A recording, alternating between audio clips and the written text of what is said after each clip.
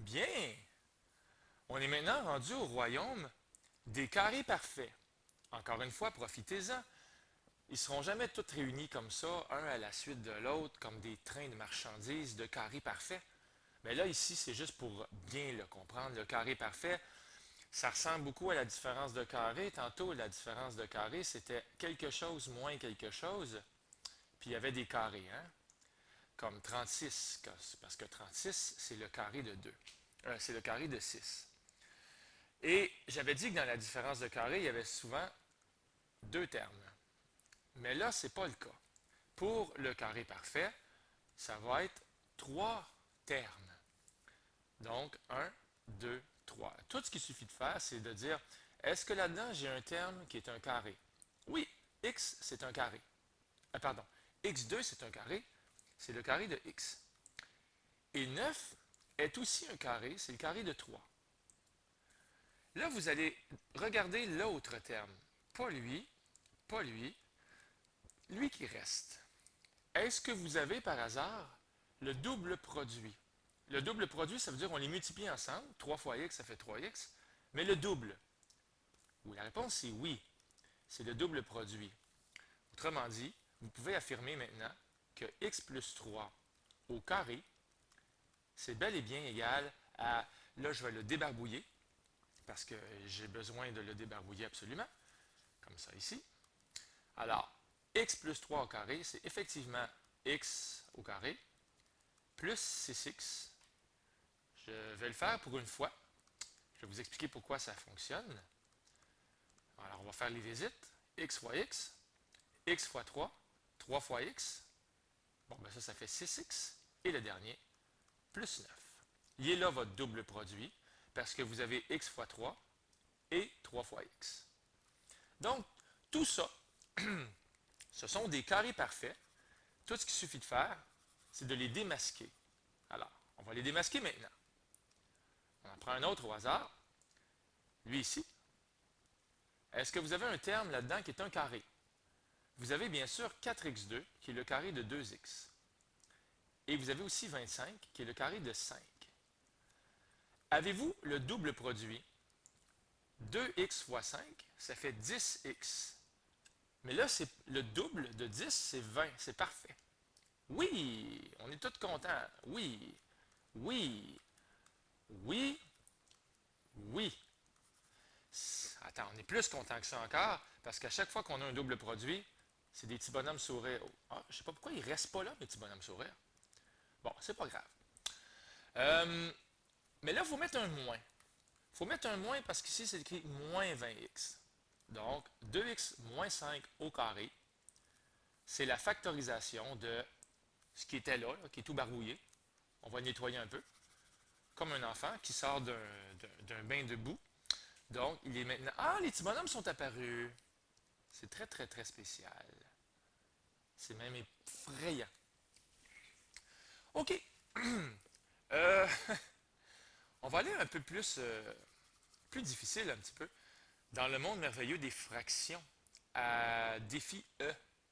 Ouais, défi E. Ah, si je peux avoir un crayon noir. Le défi E, vous avez un carré ici. C'est le carré de 2 tiers x.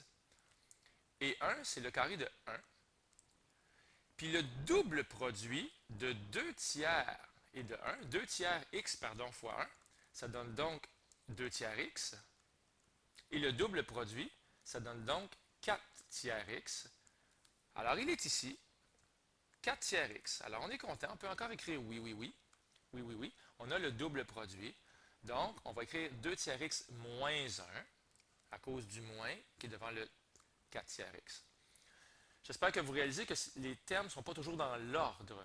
OK? Ce que je veux dire par là, c'est. Pardon, lui, par exemple. 81x2y4, c'est le carré de 9xy2. Et l'autre, qui est un carré, c'est tout de suite après 64a2b2, qui est le carré de 8ab. 9 fois 8, 72. Le double produit, 144. Puis les lettres, ça fonctionne. Ça fait ABXY2 et c'est la même chose qu'ici. Donc, ça fait ça comme ça. Donc, c'est pas toujours dans l'ordre.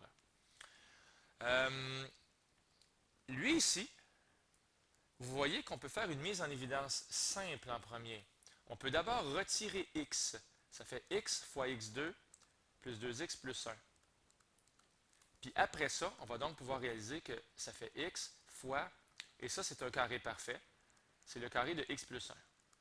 Donc, oui, il y a des pièges là-dedans, on fait attention un petit peu, c'est normal que ça commence à être un petit peu plus difficile. On va passer l'aspirateur, les petits bonhommes disent non, non, non, non, pas moi, mais on va quand même tout balayer. OK, bien. Quand il y a des moins partout, moins, moins, moins, ne paniquez pas. En fait, on va même sortir en mise en évidence simple moins un tiers, comme dans moins un tiers fois x2, ce qui va faire moins un tiers x2, c'est lui ici. Moins un tiers fois 4, ce qui va donner moins 4 tiers, il est ici. Et finalement, moins un tiers fois 4x. Voilà encore un bel exemple où on doit faire une mise en évidence simple et un bel exemple où les termes ne sont pas tous dans l'ordre.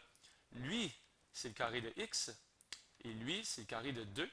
Et on a le double produit, 2 fois x, ça fait 2x, mais on a le double avec 4x. Donc, x plus 2 au carré, et n'oublie pas, moins un tiers. Moins un tiers fois x plus 2 au carré. Wow! Ouais! Il y en a des difficiles, hein? Ça ici, c'est un peu plus philosophique. Ouais. Il est difficile, celle-là. Est-ce qu'on a des carrés là-dedans? Ben, on pourrait dire que 1, c'est un carré. Donc, on est content, content, content. Puis à la limite, là, 2x2, c'est le carré de qui? C'est le carré de racine de 2 fois x.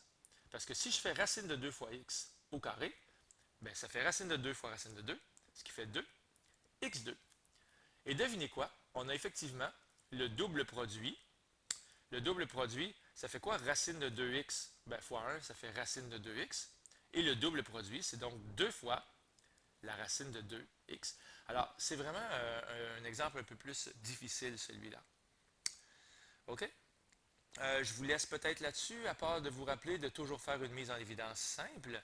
Ici, c'est clair que la racine de 5, elle est là juste comme décoration. Ça fait racine carrée de 5 fois 36 plus x4 plus, moins 12, moins 12. Je suis un peu perturbé à cause de ça là, qui vient d'apparaître. Peut-être que si je fais échapper. Non, oh là là, je suis vraiment en train de contaminer mon écran. Alors, voilà, il est réparé. Alors, 12, puis ici c'est x2, comme ça. Alors ici, vous avez carrément un beau carré parfait. Vous irez voir le corriger. Alors, c'était mes petites leçons de vie pour le carré parfait. J'espère que ça vous a aidé. Ici Luc Allard, en direct de sa maison dans l'est de l'île